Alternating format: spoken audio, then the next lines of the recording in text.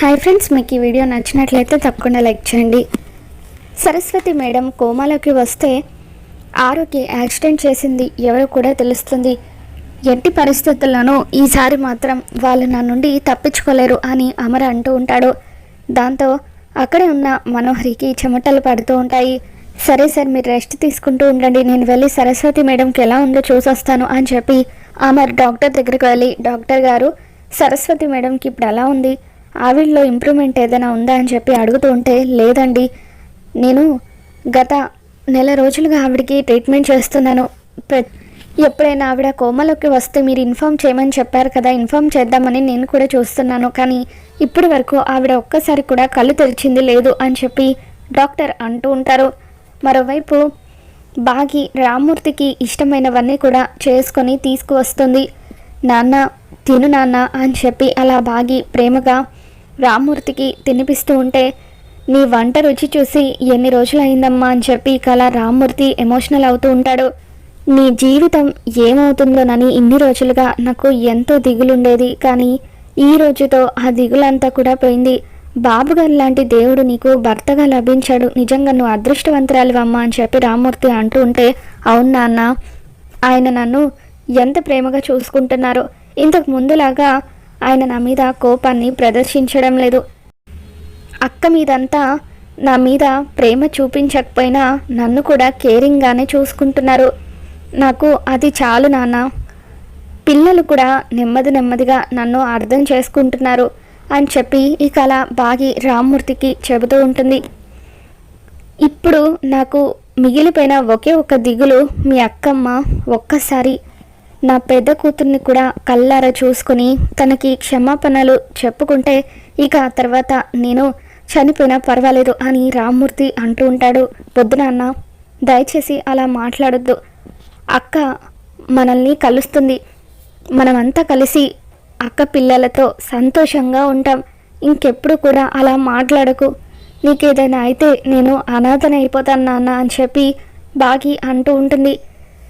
అలా వాళ్ళిద్దరూ కూడా ఎమోషనల్ అవుతూ ఉంటే, అప్పుడు మంగళ పొరపాటున ఆరునే ఈయన పెద్ద కూతురు అని తెలిస్తే ఇంకేమైనా ఉందా, తన పెద్ద కూతురు చనిపోయిందని తెలిస్తే ఈ ముసలోడి గుండె ఆగిపోతుంది అని చెప్పి మంగళ అనుకుంటూ ఉంటుంది. ఆ తర్వాత అమర్ సరస్వతి మేడం గది దగ్గర వెయిట్ చేస్తూ ఉంటాడు.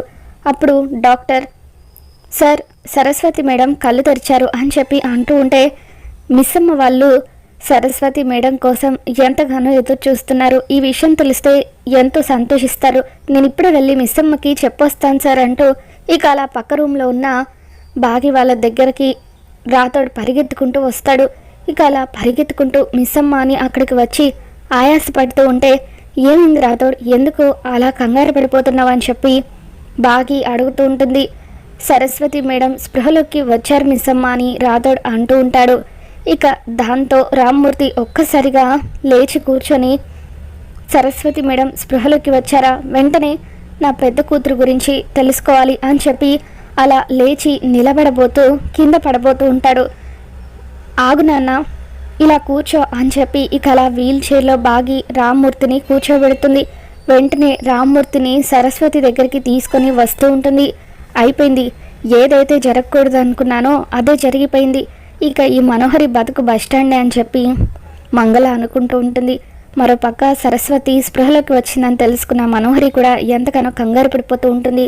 ఆ సరస్వతిని ఏదో ఒకటి చేద్దామంటే అమర్ ఇక్కడే ఉన్నాడు, అమర్ని దాటుకొని నేను మేడంని చేరుకోలేను, ఇప్పుడు ఏం చేయాలి అని మనోహరి కంగారు పడిపోతూ ఉంటుంది. మరోవైపు ఆరు మేడం స్పృహలోకి వచ్చారంటే ఖచ్చితంగా దాని నిజస్వరూపాన్ని ఆయన ముందు బయట పెడతారు, అలాగే ఆయన పెద్ద కూతురు ఎవరో కూడా చెబుతారు, నేను కూడా వింటాను అని చెప్పి ఆరు సరస్వతి దగ్గరే వెయిట్ చేస్తూ ఉంటుంది. మేడం, నేను అరుంధతిని, ఒక్కసారి కళ్ళు తెరిచి మా ఆయనకు నిజాన్ని చెప్పండి మేడం, ఆ రాక్షసి నిజస్వరూపాన్ని మా ఆయన ముందు బయట పెట్టండి అని ఆరు అంటూ ఉంటుంది. తర్వాత డాక్టర్ అమర్తో, సార్ ఆవిడ స్పృహలోకి వచ్చి అమర్తో మాట్లాడాలని అంటున్నారు, ఒకసారి రండి సార్ అని అంటూ ఉంటే అప్పుడు అమర్ అక్కడికి వచ్చిన రామ్మూర్తి వైపు చూస్తూ ఉంటాడు. రామ్మూర్తి లేచి నిలబడి అలా కింద పడబోతూ, బాబు సరస్వతి మేడం స్పృహలోకి వచ్చారట కదా, ఒక్కసారి నా పెద్ద కూతురు గురించి మాట్లాడుతాను బాబు అని చెప్పి రామ్మూర్తి అంటూ ఉంటే, సార్ మీరు ఉండండి సార్, నేను వెళ్ళి మాట్లాడి మీ పెద్ద కూతురు గురించి కూడా కనుక్కొని వస్తాను అని చెప్పి అలా రామ్మూర్తిని కూర్చోబెట్టి అమర్ ఒక్కడే లోపలికి వెళ్తాడు. ఇక అప్పుడు సరస్వతి అమర్ అమర్ అని చెప్పి అంటూ ఉంటుంది, మేడం నేను అమర్ని, నాతో ఏదో ముఖ్యమైన విషయం చెప్పాలన్నారు కదా, అదేంటో చెప్పండి మేడం అని అంటూ ఉంటాడు. ఇక అంతకంటే ముందు రామ్మూర్తి పెద్ద కూతురు తన భార్య తల్లిదండ్రులు ఎవరో తెలుసుకుందామని చెప్పి అమర్ మేడం ఆరు గురించి మిమ్మల్ని ఒక విషయం అడగాలి, ఆరు తల్లిదండ్రులు ఎవరో నేను తెలుసుకోవాలని అనుకుంటున్నాను.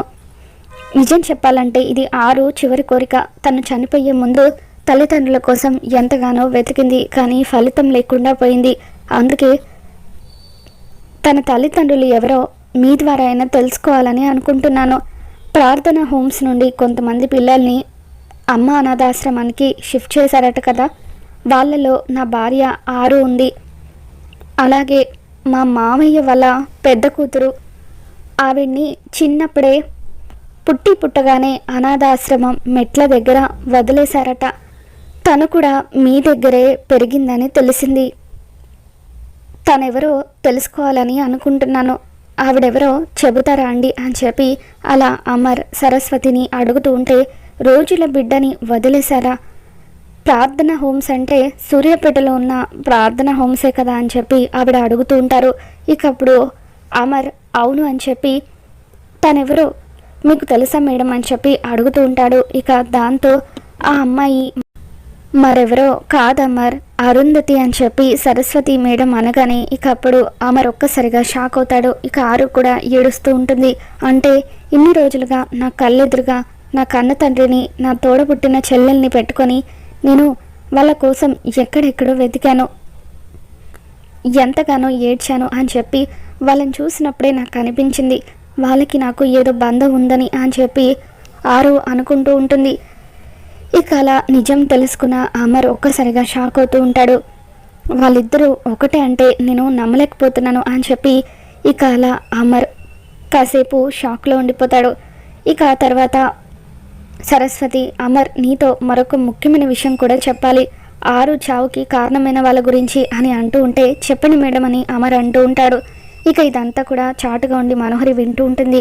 అమర్కి ఏ నిజమైతే తెలియకూడదు అనుకున్నానో మొత్తం తెలిసిపోయింది అని మనోహరి, ఇక ఇప్పుడు ఇది నా గురించి కూడా చెప్పేస్తుందా ఏంటి అని మనోహరి టెన్షన్ పడుతూ ఉంటుంది.